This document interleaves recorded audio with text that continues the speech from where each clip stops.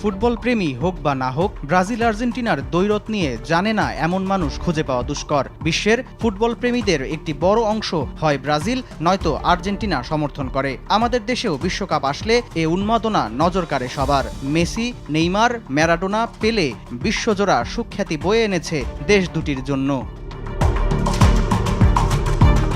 এবার ফুটবলকে একটু পাশে রাখি। গেল ৭ অক্টোবর থেকে গাজায় বর্বর হামলা চালিয়ে আসছে ইসরায়েল। মৃত্যু মাতমে শিউরে উঠছে গোটা বিশ্ব।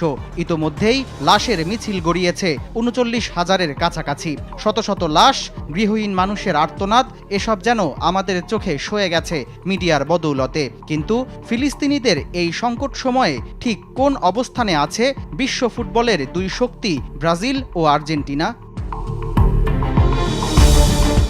গাজায় হত্যাযজ্ঞ শুরু হওয়ার পর থেকেই ফিলিস্তিনের প্রতি সহানুভূতি দেখিয়ে আসছে ব্রাজিল সরকার। গাজা ইস্যুতে ইসরায়েলের সঙ্গে কূটনৈতিক সম্পর্ক ছিন্ন করতে ব্রাজিলের প্রেসিডেন্ট লুলা ডি সিলভা গেল মে মাসে ইসরায়েল থেকে ব্রাজিলের রাষ্ট্রদূত প্রত্যাহারের সিদ্ধান্ত নেন। এছাড়াও ফিলিস্তিনের সঙ্গে মুক্ত বাণিজ্যের ঘোষণা দিয়েছে ব্রাজিল।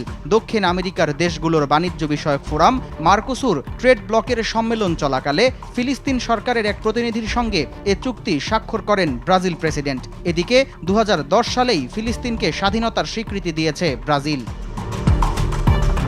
তবে ফিলিস্তিনের প্রতি বরাবরই বিরূপ আচরণ দেখিয়েছে আর্জেন্টিনার সরকার। গেল শনিবার ফিলিস্তিনের সশস্ত্র গোষ্ঠী হামাসকে সন্ত্রাসী সংগঠন হিসেবে আখ্যা দিয়েছে আর্জেন্টিনা।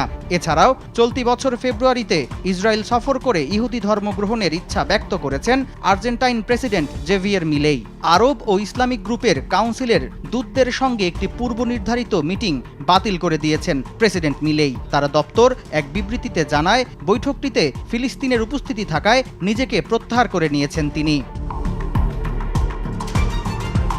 বিশ্লেষকরা বলছেন, ইসরায়েলের দখলদারিত্বের পক্ষে অবস্থান নিয়ে আর্জেন্টিনার প্রেসিডেন্ট ভুল ইতিহাসের পক্ষে অবস্থান নিয়েছেন।